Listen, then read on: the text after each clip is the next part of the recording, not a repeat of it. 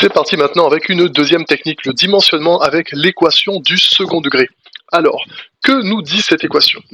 Ici, à l'aide de ce stylo que j'ai fini par retrouver, j'ai donc 6 là. Alors, je suis pas très bon, hein, moi, dans ces... Hop, là, le delta, hop, que je divise par AC, que je multiplie là par f, y, d, le tout AC carré, moins, entre parenthèses, ici, nous avons fy, d, on fait moins 6, là, hop, le delta, ouais, on va dire qu'il ressemble à ça, multiplié par FCD, ici, hop, AS, ok, encore un petit oubli, ça s'annonce très bien, 2025, là, voilà, AS, on avait dit, plus, ici, hop, entre parenthèses, nous avons NED que l'on divise par K, moins AC, multiplié par f, c, d, et le tout égale à 0. Donc on reconnaît ici donc une équation du second degré avec, vous savez, ax carré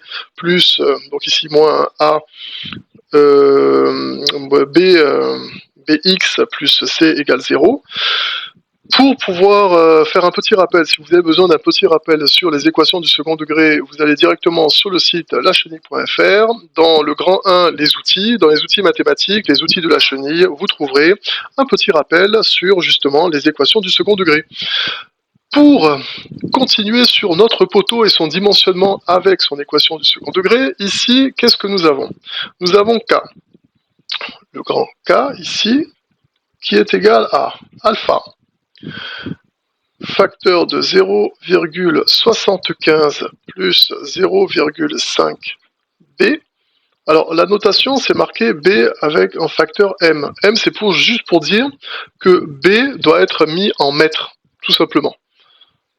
Voilà, donc ici ça me fait 0,6346, facteur de 0,75 plus 0,5 multiplié par B, donc 0,3 mètres, ce qui me donne donc en résultat 0,5711. Voilà, moi je prends toujours mes petits 4 chiffres après la virgule.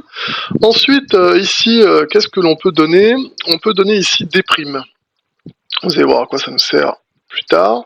D', c'est quoi? C'est C non, plus ici le diamètre des barres transversales, plus le diamètre des barres longitudinales, divisé par 2. Alors, moi je vous donne ici, je vous donne 20 plus 6, j'ai tout mis en millimètres, plus 20 divisé par 2, ce qui est égal donc à 36 mm, qui est bien inférieur à 90 mm.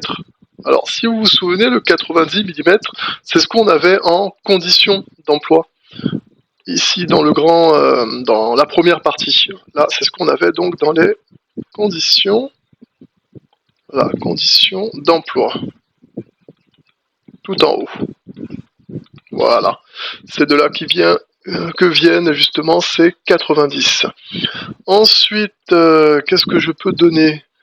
Ici, ça fait que je me retrouve avec mon delta qui lui est égal à D', que je divise par B, d'où le fait de trouver quand même le D', ça peut être intéressant. Donc, moi, ça fait 40 que je multiplie par 10 puissance 1 moins 3, que je divise par 0,3 parce que je mets tout le monde en mètres, tout simplement. Bim bam boum. Ici, qu'est-ce que j'ai fait? Ah bah oui, c'est sûr qu'en regardant mon brouillon, c'est pas la même chose. Alors, je vous explique ce que j'ai fait. Il faut savoir que vous pouvez prendre en D' une valeur forfaitaire donc qui est de 40 mm. C'est ce que j'ai fait moi tout simplement. Et c'est pour ça qu'ici je vais trouver 0,12. Mon 0 n'est pas top, voilà, il est mieux d'arranger comme ça. Ici je vous mets donc hop, en petit commentaire, là, la valeur forfaitaire de D', elle est égale donc à 40 mm. Voilà, tout simplement. Voilà d'où viennent ces 40 mm. Et si on vous a donné les infos, au cas où, avec ces noms, le diamètre des barres transversales et le diamètre des barres longitudinales, vous pouvez donc le calculer et vérifier qu'il est bien en dessous de, comment dirais-je, de ce que nous avons trouvé plus haut, sur les conditions d'emploi. À partir de là, est-ce que j'ai tout ce qu'il me faut au vu de mon brouillon sur le côté que vous ne voyez pas? Alors attendez, j'essaye un truc, mais vraiment je galère, je vais prendre le pad plutôt. Voilà. Bah oui, c'est beaucoup plus simple comme ça. Alors, à partir de là, voyons, est-ce que je peux remplacer tout le monde parce que j'ai toutes les valeurs qui vont bien? Et oui, c'est possible, alors c'est parti. Nous avons donc, ouvrez la parenthèse, 6 multiplié par 0,12 que je divise par 0,15 ici que je multiplie par 434,78 multiplié par 10 puissance 3. Hop, le tout, hop, c'est donc facteur de AS carré. Hop là, un 2 un peu plus joli. Moins, donc, ouvrez la parenthèse, 434 10 puissance 3.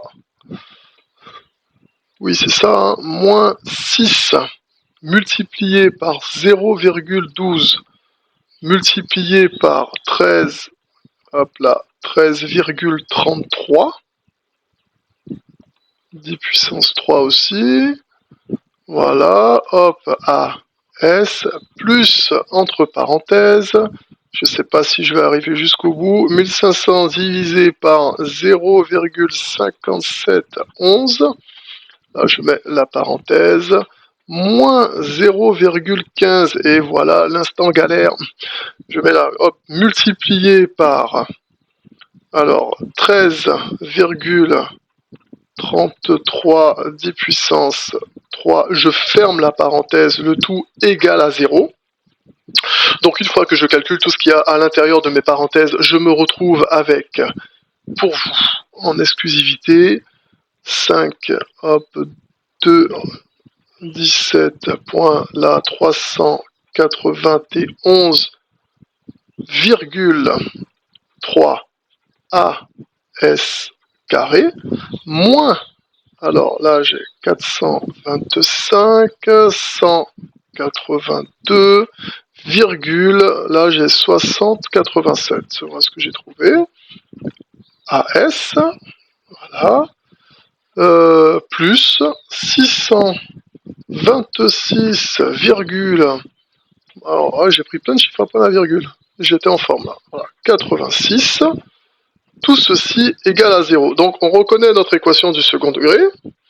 Donc pour le calcul de notre équation du second degré, ce qu'on cherche d'abord c'est delta, hein, le delta majuscule, qui est égal à b carré moins 4ac, ce qui va nous donner tout simplement, est-ce que je le mets ça, b carré moins 4ac, oh, j'ai un instant paresse, allez je me lance. Donc b carré là ça fait 425, là 182,6087 au carré, moins donc 4ac, 4 multiplié par A, c'est celui-là, hein, 5, 2, 17, 3, 91,3 fois C, 600, là, 26,3286, et voilà. Et donc, ça nous donne 1,67 10 puissance 11. Vive les calculatrices! Donc, bien sûr, il est dit que lorsque delta est supérieur à 0, nous avons deux possibilités. Donc, on aura AS1 et ASB. Alors, AS1 est égal à... alors, j'ai pris lequel, moi? Alors, moins B, je suppose j'ai dû faire moins B moins racine delta sur 2A. Est-ce que je le fais? Allez. Je me lance. Je l'écris au moins. Moins B, ça fait moins... Alors, le B... Hop, c'est ça, hein, c'est 4, 20... non.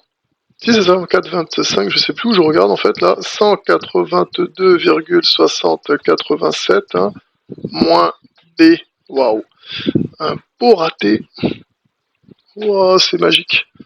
Voilà, moins B, moins racine de delta 1,67 10 puissance 11 sur 2A. Alors 2A, 2 multiplié par A. A c'est là, ici 5, 2, 17, 3, 91,3. Pour ceux qui ont du mal avec ce que je dis depuis tout à l'heure, A, B, C et autres là, alors il faut savoir que tout ceci, voilà, c'est ce que j'appelle A. Toute cette partie-là, c'est ce que j'appelle B.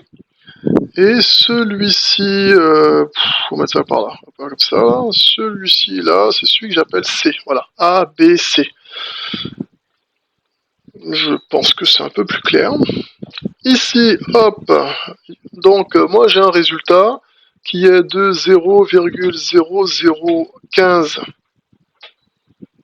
mètres carrés, hein, ce qui me donne 15 centimètres carrés.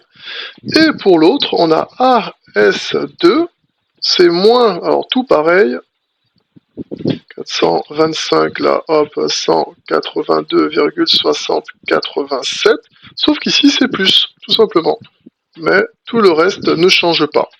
Voilà, ça fait moins B plus racine de delta divisé par 2 fois A.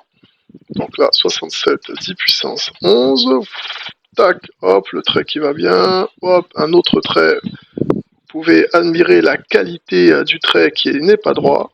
52, là, 17, 3, 9, 1, 3.